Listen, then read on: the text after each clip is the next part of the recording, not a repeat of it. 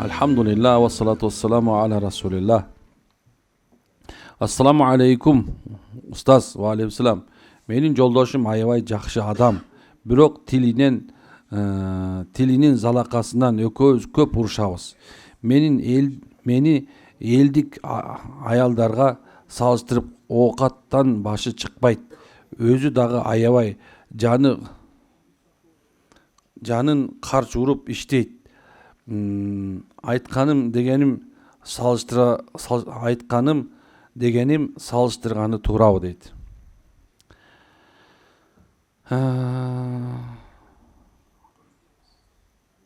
Элдин аялдарына салыштырып, эми астагфирулла, эшегине жараша тушагы деп айтат кыргызда. Аябай жагат сөз магачы. Эшегине жараша тушагы дейт. Ери кандай болсо аял ошондой болот. Кыргызда да сөз бар. Бир жакшыга бир жаман дейт. Эми Куранга ала турган болсок, Алла Таала мындай дейт.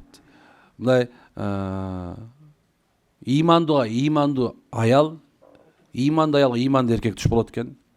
Мушрик аял туш болот экен. Мушрик аялга мушрик эркек туш болот экен. Кийинкиси субханалла эмне экен? Жана бузукка бузук аял туш болот экен. Бузук аялга болсо бузук эркек экен. Эми алымдар муну түшүндүрүшүндө айтат экен. Эмне үчүн мындай десе, анткени себеп амалыңа жараша акыбал келет экен. Бул сенин акыбалың. Абдан бүт жанынан төп келишкен жагы бир ушундай бир келесоого бир жакшы аял туш болуп калды дейли. Демек эмнекен ошол ушунча жаман адамдын бир жакшы амалына Алла Таала ошону оңдоо үчүн жакшы аял берип коет экен. Ушундай бир жаман аялга бир жакшы амалы себебинен бир жакшы амалын Алла карап туруп, ушундай сонун эркекти берип коет экен. Мына. Бирөөнө суноо болот экен, бирөөсүнө хайыр болот экен. Демек эмнекен качан ушундай боло турган болсо, демек азыркы байке жеңеме жараша берилди. Байкеме жеңе берилди. Бирок айланайын эркектер чын-чынына келгенде аялды, өз аялыңды башка аялга теңөө, ошого салыштыруу бул жакшы нерсе эмес. Анткени билесиздер да турабы, үйдүн тарбиясы эркекте боло эсептелет. Ошол себептен кыргыздар айткан, эшегине жараша тушагы деген. Сен кандай болдуң, аялың ошондой болду. Демек, эмнекен ал эркек дагы көчөдөгүлөрдөн жакшыраак эмес. Өзүң да көчөлөрдөгүдөн жакшыраак эмессиң. Ушундай. Демек, пайгамбар саллаллаху алейхи вассалам айтат, ал кандай эркек дейт. Күндүзү аялын сөгөт, сагат, сабайт дейт. Кечинде кучактап сүйөм деп жатат деген. Кандай эркек деген? Ушундай да болобу деп айткан. Ошон себептен эмнекен аял кишиге адилеттүү мамиле кылуу, ага субханалла, ага хикматтуу болуу, аялдын жанында мындай бир кандай десем, жанакындай бир жакшы сөздөрдү сүйлөө, аябай жаман сөз сүйлөп аткан болсо кичине сабыр кылуу, эмнекен бул эркектин милдети экен. Алымдар айтат, аял киши ажаам болуп аткан болсун. Аял киши субханалла ушундай бир башкача жанагы бар го, эми ооз калгыс сөздөр менен ала турган аялдар бар. Ошолдой болуп аткан болсо дагы эмнекен эркек сабырдуу, чыдамдуу болсун дейт субханалла. Мына ушундай. Мен көчө бир эмеден окуп атып, айтылган бир улуу сөз бар экен. Аялы бузулган элдин дейт да, бүт эл бузулат экен. Карасаң, жаман сөз бул. Демек, ошол аялыңдын маселесин чечкенге аракет кылыш керек. Аны иманга үйрөткөнгө аракет кылыш керек. Ал сенин аялың бузулганы дегени ошо балдарыңдын дагы бузулганы болуп эсептелет. Ошол себептен эркектер айландар өзүңөр отчет бергиле бир аз.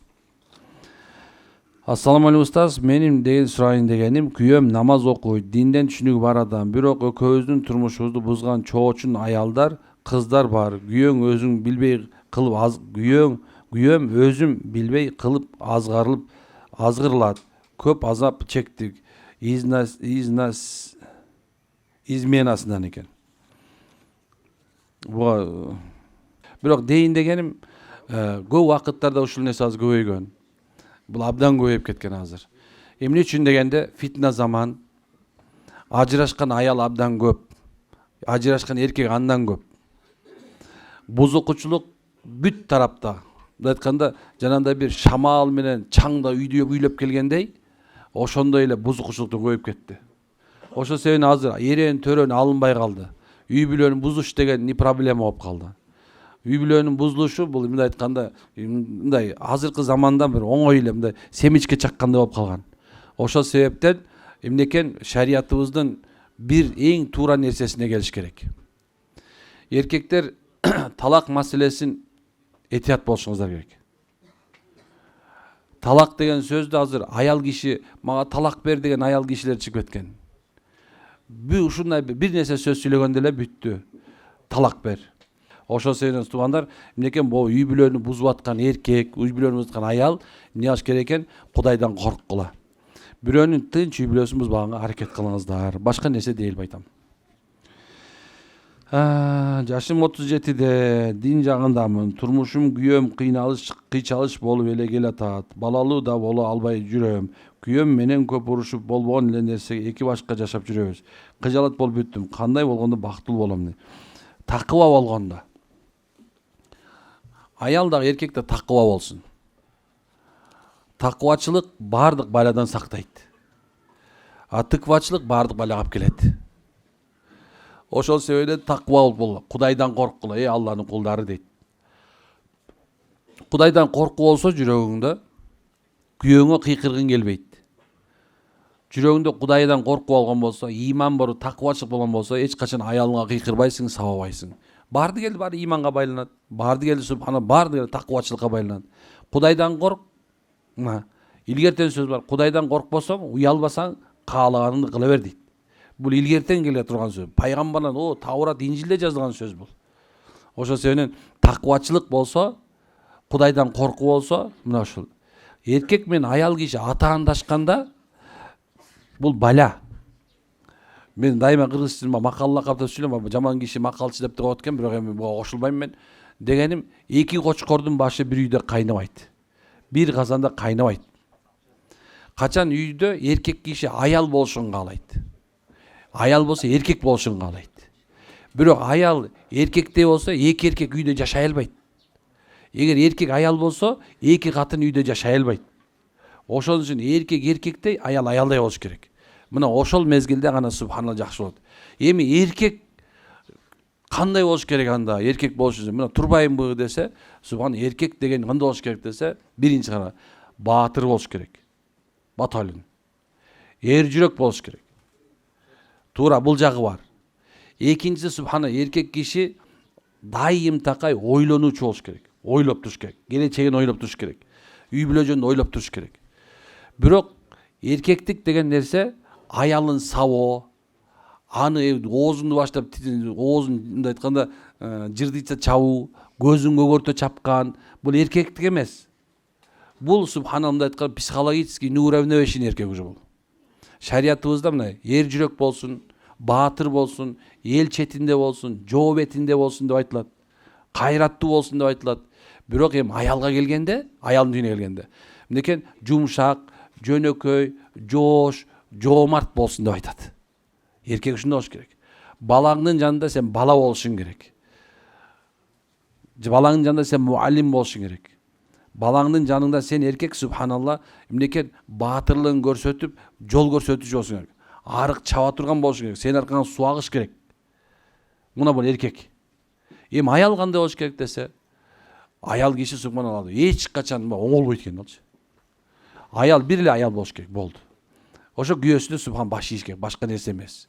А оңойм деп аракет кылып аткан эркектер китеп окугула. Кайсы китеп болсун соң? Пайгамбарыбыз айткан, ында кабырга деп айткан. Болду, ошол эле боюнча тура берет экен.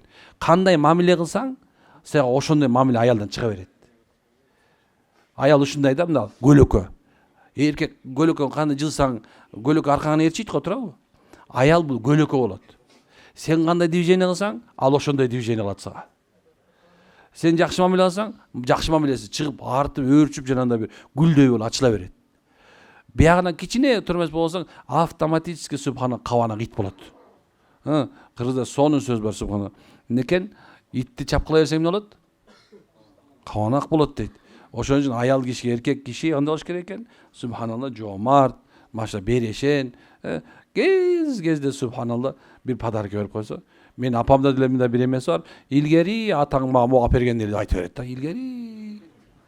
Атам 76-та, апам 68 жүрөчү. Ошон мону илгери алып берген деп берет да. Анан тетиги бир 30 жыл мурун чаап койгон экен. Ошондо чапканын билесиңби деп ошону айтып берет да. Бирок ошону көбүрөөк айтат да. Ушундай экен да, мындай отпечаток көпкө чейин калып калат да. Ошондой. Ошо сени машалла эмне алышыбыз керек экен. Ушундай болгон жакшы болот. Ассаламу алейкум, мен ачуум тез келет, улуу кичүү карабайм. Мурун андай эмес болчумун, жиним эле келип турат дейт. Машалла, жини эле келип турат экен. Жинин кагыш керек. Келипсиз да иншалла кагабыз да каласы. Билем кичине бир аз кичине мындай эме болуп атат да. Кандай десем жанагы. Стресс, то есть ошо. Бир жолу эме болуп калды, анан пайгамбарыбыз ла тагзаб, ачууланба деген хадисин жакшы түшүндүрүп берип атты устазчы. Анан мага бир эле жер жаап калды. Сен ачууланып атканда сенин жаныңдагыларга зыян тийбейт экен. Ачууланып аткан зыян өзүңө тиет экен да. Биринчиден тамырың көп чыгып, шайтан сенин үстүңө минип алат экен. Биринчи эле эң адамдын негизи сиз менен биздин душманыбыз жок негизичи, чын келгендечи. Бардыгынын ортосунда шайтан турат. Качан ачууланганда эң биринчи душман шайтан келип, мындай айтканда күрөө тамырыңды мындай көптүрүп, анан жаның келип кулаңга шыбырап баштайт экен. Баландай кыл, тигиндей кыл, мындай кыл деп.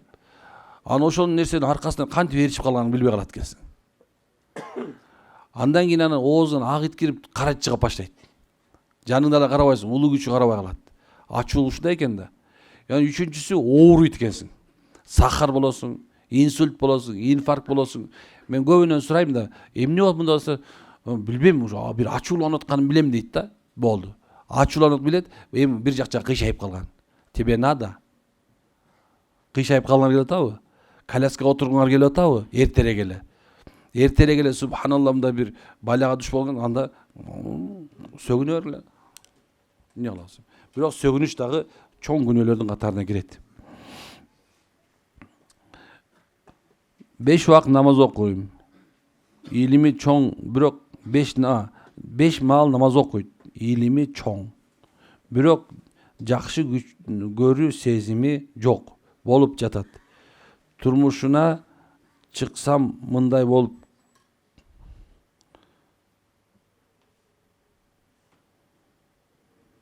турмушуна чыксам кандай болот дейт. 5 убакыт намаз окуйт экен, илими аябай чоң экен, бирок жакшы көрүү сезими жок болуп жатат.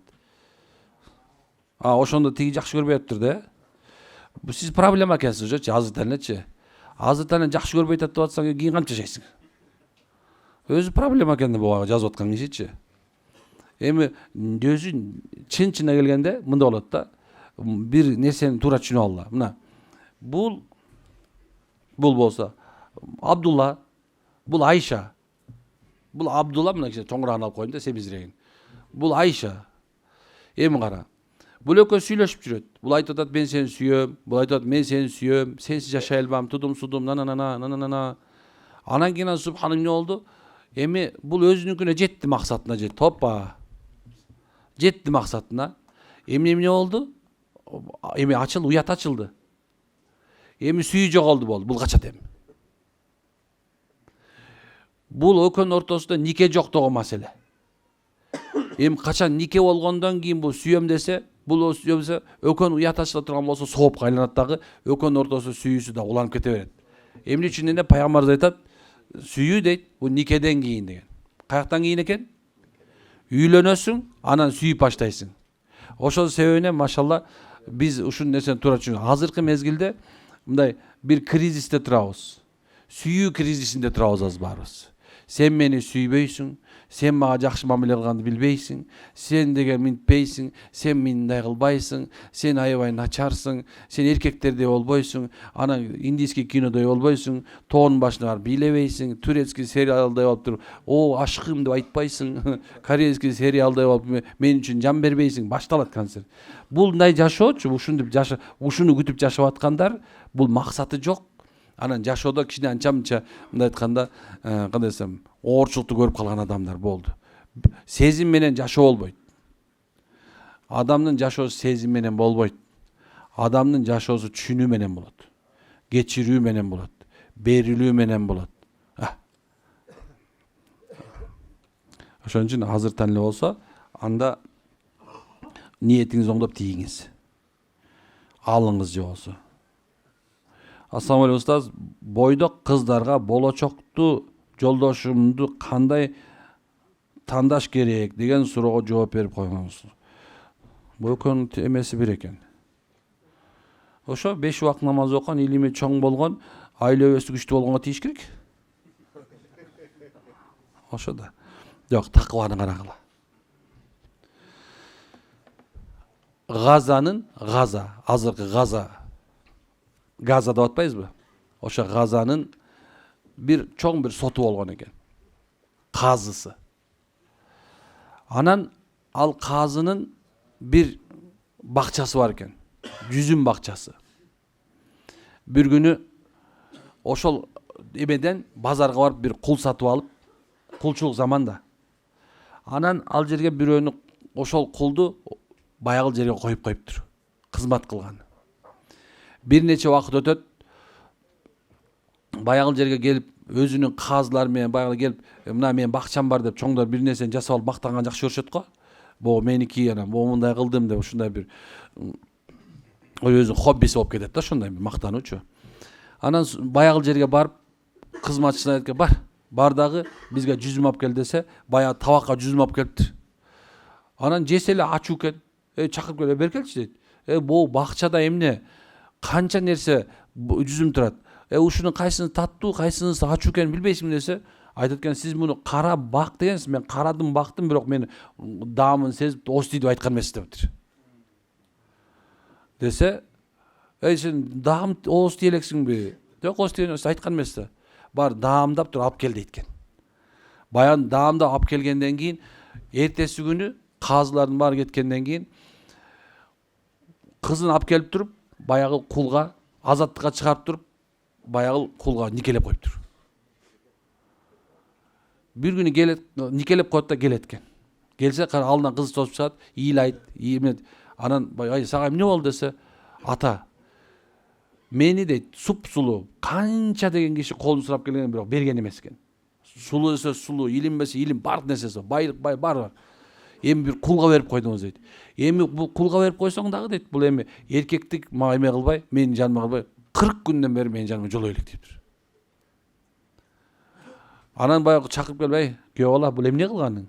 Эмне үчүн мындай болсо, айтат экен, ата дейт, кайната, сиз казысыз дейт. Казы болгон себебиңизден сиз үйүңүзгө күмөндүү тамактарды алып келип коюп, кызыңыз абалким күмөндүү тамак менен жеп кое турган болсо, мен бул кыз менен келинчеги менен кошулсам, эртең күндө бала боло турган болсо, балага зыян берет. Ошон үчүн мен 40 күн тазалансын дедим деген экен. Ошондо бул балага айтат экен, мен сага кызымды бергениме өкүнбөйм деп айткан экен. Мен чыныгы күйөө баланы таптым. Чыныгы. Качан сен ос тийбей койгондо эле мен ушунда сени таптым деген экен. Көрүң кандай нерсе. Эми бул жерде дагы бир эмеси бар, мен атын унутуп атам, бирок дүйнөгө белгилүү эң чоң аалымдын атасы энеси ушулар болгон экен. Көрдүкпү? Демек, кыздар качан үйлөнөрүңөрдө, тиериңерде такыбасын карагыла. Ошондой эле силер дагы субханалла. Эркектер үйлөнөрдө такыбарагын карагыла. Жөн эле көйнөк кийип алган эмес, амалын карагыла. Пешенесин карап койгула эркектердин. Намаз окуп аткан болсо пешенесинде белгиси болот, өзү бир нур белгиси болот. Кыздар ушуну карап койсун. Анан красавчик экенде эле тие бербей эле, сакалы тигинде бир барбершопко окшоп меникине кыскартып алган болсо тийбей эле койгон жакшы. Ошол. Эми ушундай прямой смыслда түшүнө бергиле. Устаз, мен сизге берейин деген суроом. Жолдошум кээде сүйлөгөн сөзүнө бир жаккага барайын дегенде барып келе бер дебей кете бер деп сүйлөп коет. Ошондо талак түшүп калбайбы дейт. Жок, түшпөйт.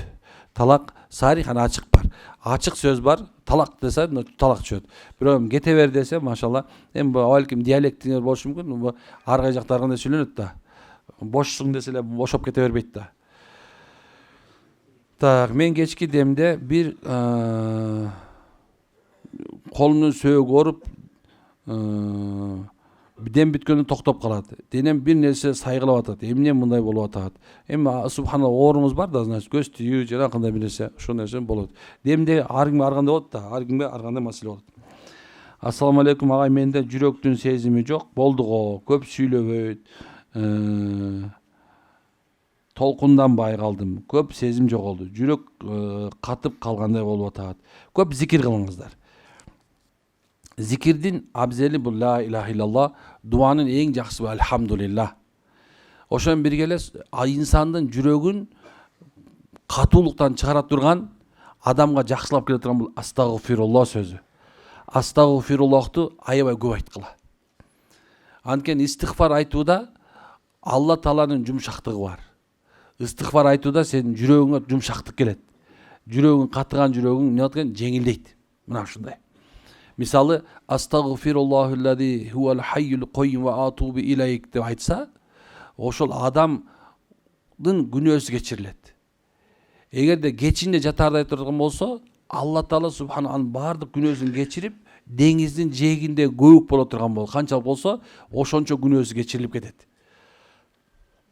Чын жүрөктөн тоба кылган болсо, анда бул дүйнөнүн жана ахиреттин рахатын сезе баштайт тугандар. Ушундай. Ошол себептен көбүрөөк истигфар айткыла. Бул жерде байкайсыздарбы? Биз 3 дуа айткыла деген дайыма экинчи дуабыз кайсы болот? Истигфар, туурабы? Эмне үчүн айтабыз? Анткени бизге келген, башыбызга келген баланын баардыгы тең эле өзү күнөөбүздүн себебинен болот. Ким айтат күнөөсү жокмун деп? Бир гана пайгамбар Мухаммад алейхиссалам маасум, күнөөдөн таза, Алла тазалап салган. Маасум деген ушундай нерсе. Бир гана адам пайгамбар болгон. Бирок калганыбыздын баардыгы тең эмне күнөө кылат экенбиз. Олиялар да күнөө кылат экен, бирок тарбият үчүн экен алардыкы. Эмне үчүн десе, Алла аларды тарбиялайт экен ошентип. Ошо күнөөсүн сездирет экен бир туура эмес кылган ишин. Биз болсо эмне экен, баскан турганыбыз күнөө. Күллү адамны хаттаун дейт пайгамбарыбыз. Баардык адамзат ката кетирүүчү дейт. Жаза басуучу. Кыргызда сөз бар, туурабы? Мындай буттан жыгылган турат дейт. Ооздан жаңылган турбайт. Көрсө жаңылат экенбиз. Жаңылбаган жаак, мүдүлбөгөн туяк болбойт. Ошон үчүн көбүрөөк истигфар айтыңыздар. Астагфирулла десе, адамдын жүрөгү катуулуу кетет. Ассаламу алейкум устаз, мен 5 мал намаз окуйм, бирок атын өчкүр арак ичип алам. Ошондо баарын тилдин азабынан бар туган достордон эң башкысы өтө ата эниме жаман көрүндүм. Мен эми салдым, кылбаган амалым жок. Айлап дедим. Бир Алладан сурайм, менин күчүм жетпей жатат деп. Бирок ичкилик көз жашым менен жазып жатам, сизге таалай дейт. Эми иншалла Кудай буйрса таксырым келипсиз, Аллахым сизге хидayet. Ушинтип өзү адамдын өзүнүн мойнуна күнөөсүн ала билүүсү бул ошол адамдын иманынын бардыгы. Адам өзү ушундай, биз алсызбыз да. Анан көп уракта кээ бирде мен айтам да, эгерде оңол адам мындай жашоодо өзгөргүсү келсе, чөйрөсүн өзгөртүш керек. Кийимди өзгөртүп кереги жок. Прическаны өзгөртүп кереги жок. Жеп аткан тамагыңды өзгөртүп кереги жок. Сен жаныңда ким менен жүрөсүң, ошону карап койгон. Досуңду өзгөртүшүң керек. Ким кайсы нерсеге кызыгып жүрөсүң, ошону өзгөртүш керек. Кээ бирлер бар, мисалы, жалаң кандай кылсам жүргөн достору ичет. Кээ бирлер достору жанагындай аялдап жүрөт, зына менен жүрөт, жана наша менен жүрөт.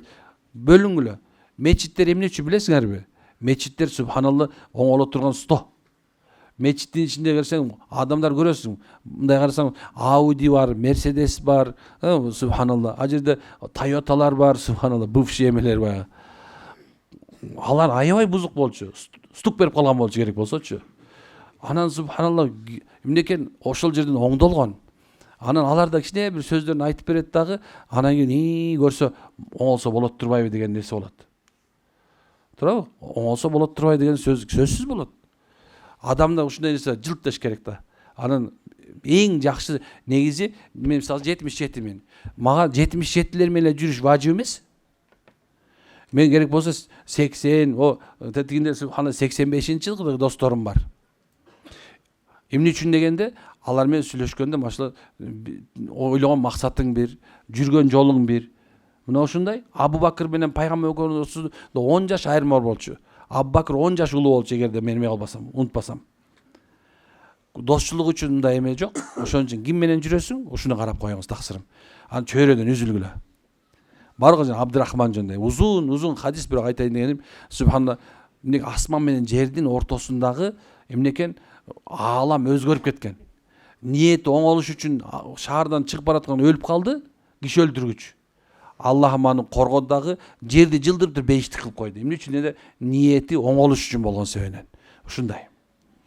Кээ бирде ошо адамды жамандын жолдошу көп, жанына пайдасы жок деп, кээ бир убактарда кээ бир мындай адамдардын жаныңда жолдошуңчу субханалла сени только артка тартат. Сен билет, потенциалыңды билет, ал оңолуп кетишиңди билет. Кээ бирлер билем да, ушундай бай достор бар да, ушундай атайын арагап келет. Атайын арагап келип туруп берет дегенчи, анткени аны билет, акылы тунук экенин, бир өсүп кетерин билет да, өстүрбөштүн айласында болот да. Мына ошондой, ошон үчүн ошондой жаман достордон алыс болуш керек иншалла. Аны кылабыз.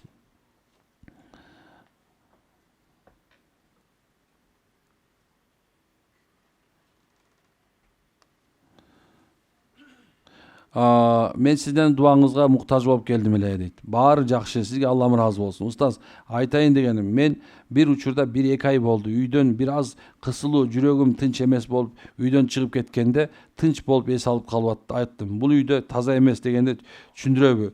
Бакара сүрөсүнүн дайыма так коюп калдым го дейм, коюп калдым дейт. Эми мүмкүн, субханалла, абалким ошол үйдөн тынчтык таппай атсаңыз, абалким үйүңүздөн болушу мүмкүн, абалким же болбосо үйүңүздө дагы бир проблема боло турган нерсе болушу мүмкүн. Ассаламу алейкум устаз. Машалла жакшы жазыптыр.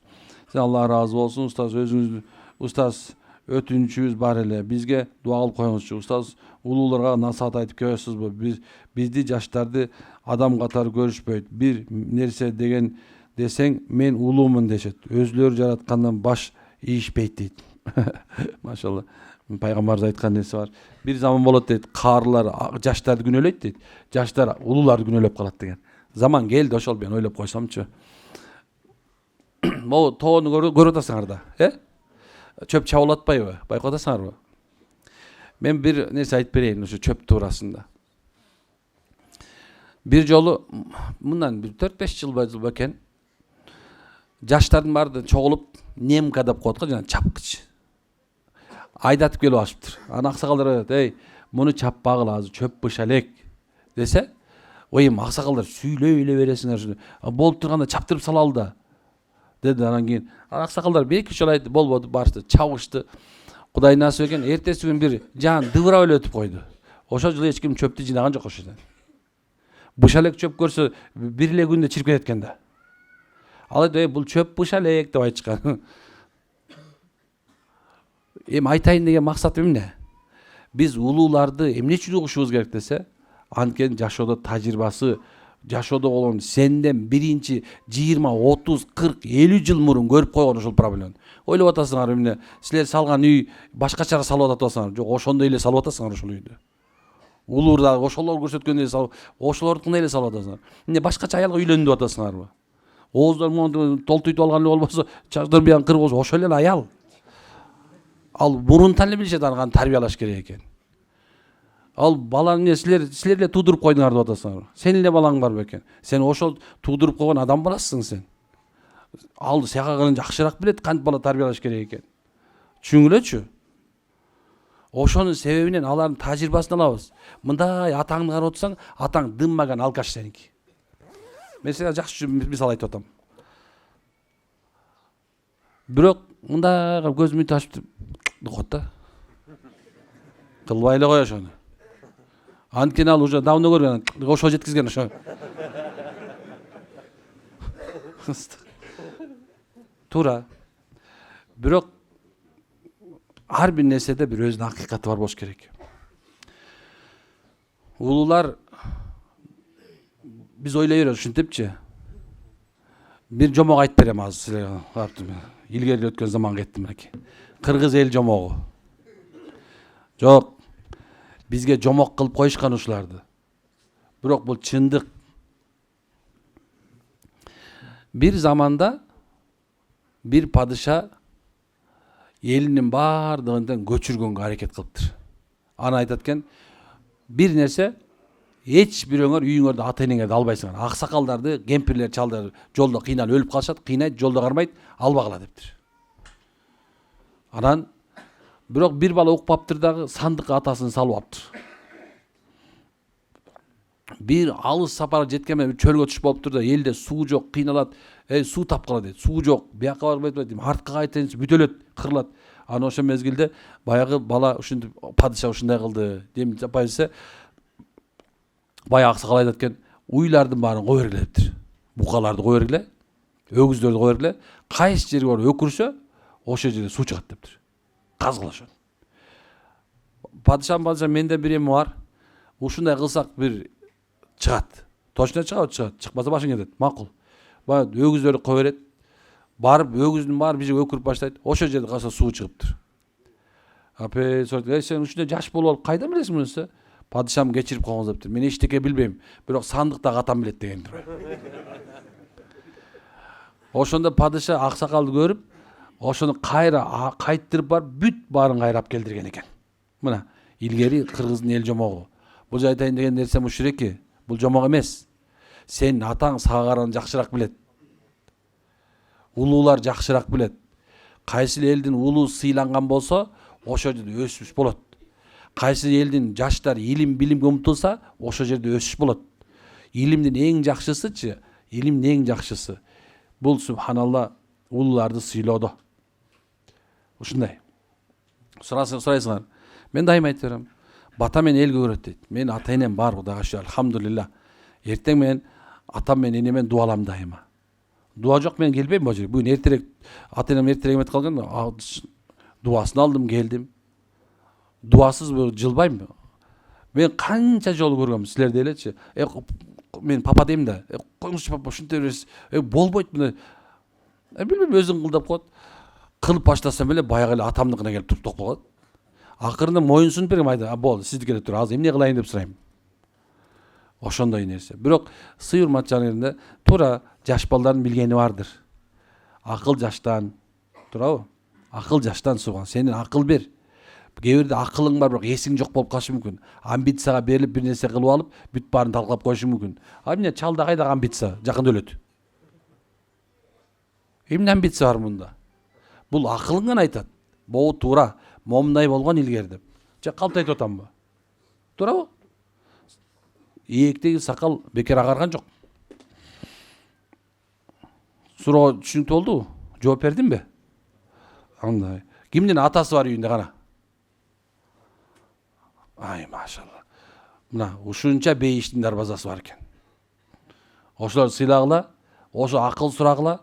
Такыр болбосо, аныкы туура эмес болсо да ошонуку бир башын баштап кой, ошонуку менен. Аржы аягы туура болуп кетет. Менин суроом деле жок дейт. Валейкум салам. Сизге рахмат айтайын дедим. Сизге окшоп элин ойлогон инсандарыбыз көп болсун. Ылайым сизден жана үй-бүлөңүздөн, кызматчы шакирттериңизден жараткан Ылайым ыраазы болсун дейт. Рахмат. Аллахым ыраазы болсун дейм. Устаз, мен үйүмө күлүч салган жерине пакетке мурч салып таштап кеткен эмнесинен болот. Бирок ыргытып салгам. Эмне болот? Соодамда береке болбой жатат. Кандай кылсам болот? Мен субханалла, Кудай берсе жакшы болот. Жакшы күмөн болуп койгоңуз. Бирөөнүкү түшүп калгандыр балким. Жоксо бирөө илип атып, унутуп калып басып кетип калгандыр, машалла. Анан соода деген ушундай да. Болсо 5, болбосо 15 да турабы? Эми соодада береке болбой аткан себеби бир нече себептен болушу. Бирок эң чоң себеби кичинен чамча көп кеттиң болуш керек.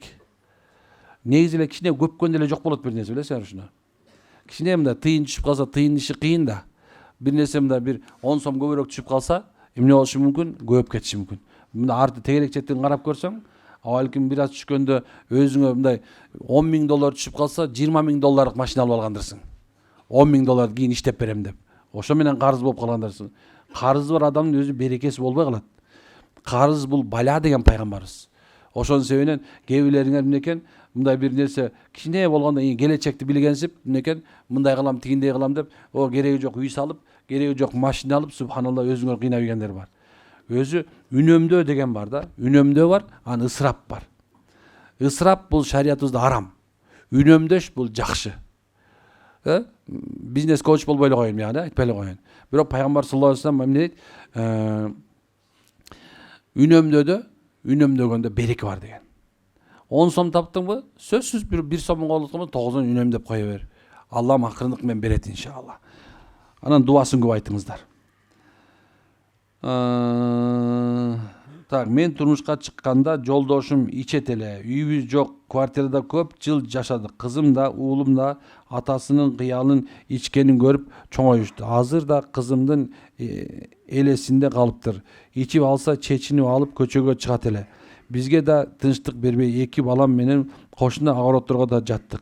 Таң атканда келчүбүз. Көп эле азап тарттым. Балдарым да азыр болсо иштеп жүрөт. Кайда барбайын бирөөнө жабыштырып тиги ойношуң, бул ойношуң деп өзүм деле намаз окуйм. Башымдан оор күндөр көп өттү. Колу да тийди. Балдарым азыр апа десе сен бузуп бүттүң дейт. Куран окутуп атсак дасторконго отурбай эле кеткенден кийин үйгө уруш салды. Биз келиним менен ойлонуп калдык. Кураныбыз кабыл болдубу деп кызымды келинимди сөгүп урушту. Бул нерсе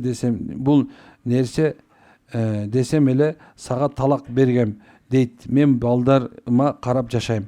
Көп жолу айтты. Талак деп мен суром. Ушунча талактан кийин жашоом кандай болот? Аны менен жашоо мага оор. Кечиресиз күйөөмө жамандаба деп айтууга туура келди. Күйөөмдү жамандаба дейт, бирок айтууга туура келди дейт. Эми астагфирулла. Көп ичкен адам акылы деле калбайт да. Муну жинди сыяктуу көрүп коебуз болду. Барго жанагындай көп арак ичкен адамда акыл деле калбайт. Акылдууларды да арак жинди кылып коет. Кыргызда ошончо айтканда мастан жинди качып кутулуптур деп. Ошол себептен мына жинди катары көрүп койгула. Болду. Бир жинди келди, бир ызыш салат. Мындай карап тура бер, эчтеке болбойт. Эми бирок талак маселеси биягында болуп калган экен, эмне кылабыз эми? Ошол себептен муну бир муфтиятка барып чечтирип коюшуңуздар керек. Талак маселеси муфтият чечет, азыр молдолор чече бербейт. Аны эми өзү арак ичкен адам өзү жинди сыяктуу. Макулбу? Мажнун деп кое бер. Машалла, анан эми ушунча чыдапсыз, чыдап кое бересиз, машалла. Кудайым береке берсин сизге. Мен арак жөнүндө аябай көп айткам. Ошонун себебинен бияктан азыр козгобой эле коеюн деп атам. Арак ичкен адамда 12 жаман касиет пайда болот деп китабын бай деп коет. Ушунда бир экинчи тому бар, Мухтасар Лукая деп коебуз. Ошонун экинчи тому бар. Ошол жерде шарап бабы бар. Ошол жерде субханалла арак ичкен адамда 12 жаман нерсе пайда болот деген. Ошонун бирөөсү ушул эки акылдан айнып калат. Ушундай. Арак ичкен адамдар тездик менен акылдан айнийт. Ошол себептен ага мен айтып аткам жинди деп кое беришибиз керек. Өлүм жөнүндө ойлордон кантип арылса болорун билгим келет. Кичинекей кезинен бери ушул күнгө чейин эле жолдон өтүп бара жатып, мени сүзүп өтүп кетсе, же машинени отуруп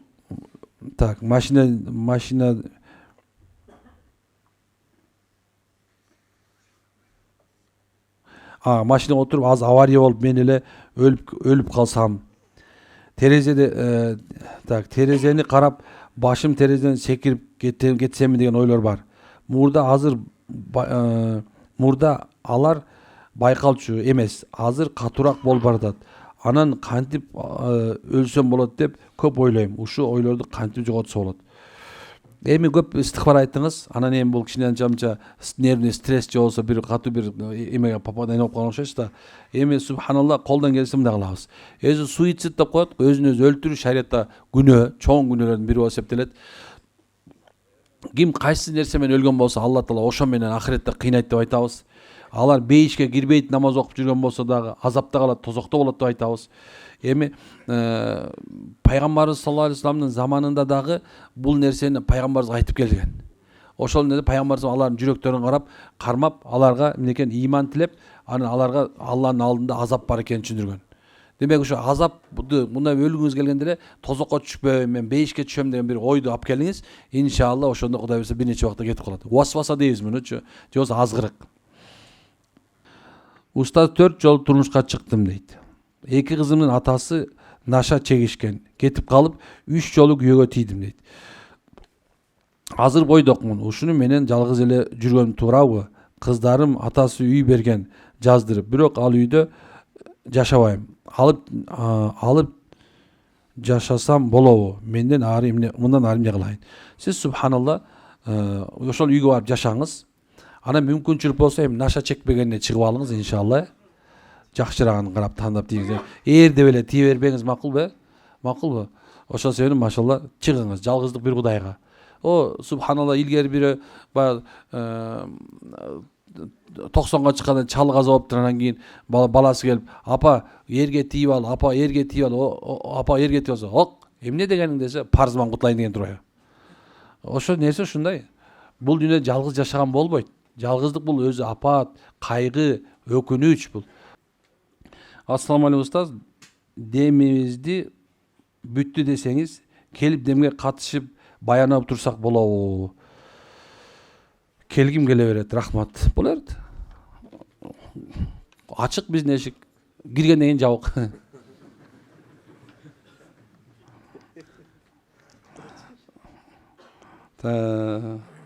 Кайненем аябай мелочный адам. Баарына жок кое тур муну. Негизи мен ушу жерде айтып коеюн деп атам да. Жаап кое атпайбызбы? Жаап кое аткан себеби бар. Дагы бир себебин айтайын. Дем салганда кээ бирлерге элирип эмне кыларыңарды билбей каласыңар. Сопсу адам делечи, чыккандан кийин байкап атасыңар, каяка барганын билбей, туалетпи, тамакпы же каяка мындай ойлонуп турасыңар да, телефон эмне депчи. Байкап атасыңар ушуну, силер баарыңар байкашыңар керек муну. Силер асман менен жер көтөрө албай турган Куран окулуп атат бу жердечи. Ошол жерде мына нацелин окулуп атат. Мындай айтканда бутаны коюп аткандай болуп атат азыр. Силер азыр мындай мишенде турасыңар. Ошол себептен кармап турат тиже бир сааттан кийин өзүңө келип, байкап атасыңар, бул жерде уктап атасыңар, көчөнү көрүп атам. Үстүнө канча адам секирип өтүп атса да байкаган жоксуңбу? Бирок үйдө бир шыбыр десе ойгонгончусуң, турабы? Демек бул жерде башкача. Ошол себептен сыртка чыгып кээ бирлер болгон, башында деди айдап бар машинасы тиги эме боомго кирип барат ойлонуп, кайра келгендер болгон. Устаз мен көз боомго өтүп калыптым депчи. Кете турган жер вообще башка жак. Аябай көп болот. Ошол себептен камап коебуз биз. Кээ бирлер түшүнбөй бизди камап коет экен деп интернетке жаза башташты. Камап коет экен, тигинтип коет экен, биягы бизнес экен, тиягы бизнес экен. Айланайын, эмне кылайын? Сени ойлоп атабыз. Кайненем мелочный адам, баарына кийлише берет. Баардыгынан чарчадым, аябай коркком. Кайненемден дейт, кайнатамдан дейт. Коркуш керек да андан. Күйөөң коркуп атса сен эмне коркпойсуң? Жумуштан келгенде дагы эмне деп ийет деп дейт. Ошо да. Көзүң карап турам, калчыдап турамын. Коркконмон ичим өтүп кетет. Жок, жерин кайлексиңер, күлбөй тургула. Кайненем дагы характерин чыдабай кетип калган дейт. Сөгүнө берет. Тамактарда капризный. Күйөөмө экинчи аял алып берип койсомму дейт. Дей берет дейт. Дей берем дейт. Ушунчалык чарчадым. Анткени күйөөм жалгыз бала, таштап кете албайт дейт. Жок, сиздин субханалла, сизде бул жерде выбор бар уже. Мындай болбойт. Бул шариатта бул нерсе эмес. Бул туура. Келин ушундай. Бирок бобур экинин күйөөсү чечиш керек срочно. Чечип, анан мындай бул кызды больницага апарып, психологторго көрсөтүп, анан кийин өзүнчө жашаш керек. Менин өзүмдүн жекем эмем. Бул болбойт мындай. Мындай болбойт. Жок болбойт. Ассаламу алейкум устаз, сизге болгон бир суроом бар эле. Аял киши эркекке эмне үчүн керек дейт? Эркектерден сурап көрөйүн, эби? Мун аял жок пока, мунда жок. Аял эмне үчүн керек эркекке? Өтө жакшы суроо болду, машалла. Молдулар жооп бере албай койду. Бул кишиден мына молдо эместен сурадым. Жок, мына Америкадан келген байкем сурайынчы. Жена нужна, чтобы вкусная готовила. Умна?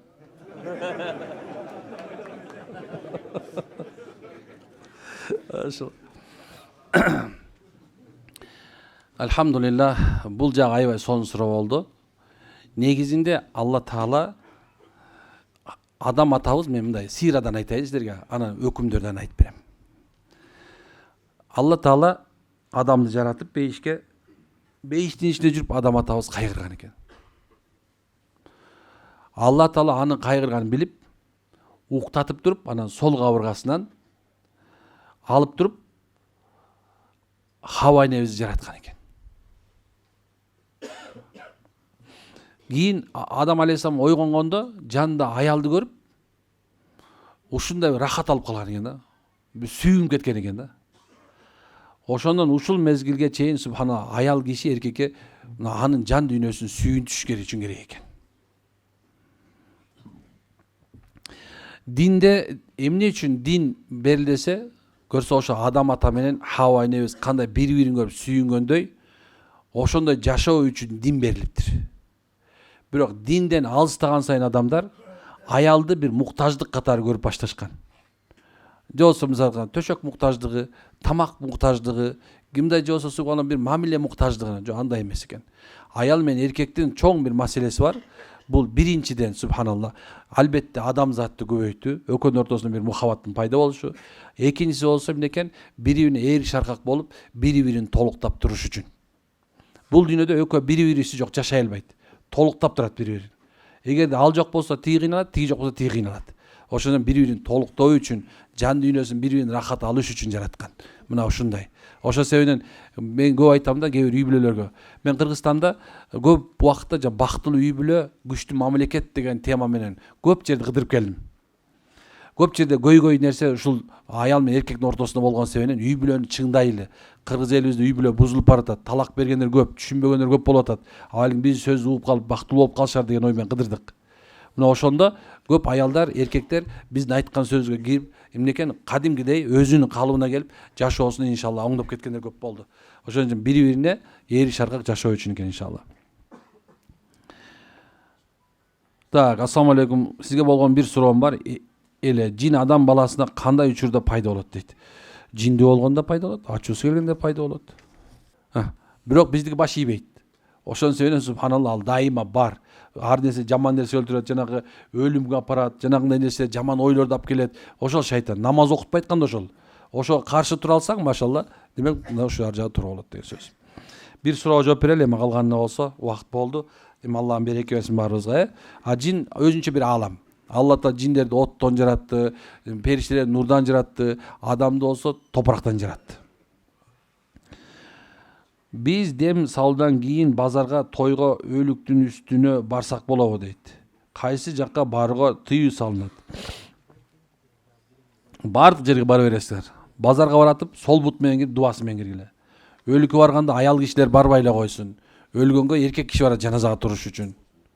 Чүнтү анан аялдар болгон жасалганын кийип алып анан силерге кереги жок барбай катчы. Негизи эркек киши барат жаназага туруш үчүн, мүрзөгө көмүш үчүн. Болду. Күйөөңүздү жибересиз, бүттү. Башка неме. Аны эми той тамашага барсаңыздар болбойт деп айтпайм, жана арак коюлган, жана ушундай нерсеге мусулман киши негизи эле отурбайт.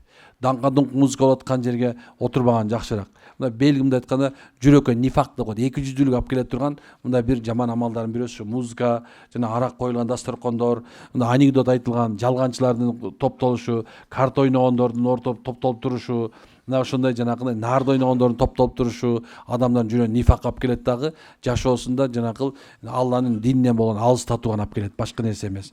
Анан эми жашоодо кайсы жерге барыш керек, кайсы жерге барбаш керек дегенди адал арам деген сөз бар. Ошо адал арамды жакшылап түшүнүп алганга аракет кылыңыздар. Эми калганы болсо сиздин илимиңизге, анткени пайгамбарыбыздын сахабалар айтат деп билбеген күнөө эмес, үйрөнбөгөн күнөө болуп эсептелет. Ошон үчүн баары үйрөнгөнгө аракет кылалы. Баягы илим алыш кабырдан төрөлгөндөн өлгөнгө чейин. Илал махди, илал лахди дейт. Демекен ушул төрөлгөндөн баштап өлгөнгө чейин демекен фаридатын дейт. Ар бир мусулманга фарз болгон. Илим алыш керек. Артта калып калбаш керек. Мусулмандын иши дайыма өсүп өнүгүү болуп эсептелет иншалла. Аракет кылабызбы? Анда мен субханак алхамдулилlah анта астагфирука ва атубу илейк. Аллахым баарыбызга иман хидаят бер. Экинчи жаркылар. Амин раббил аламин.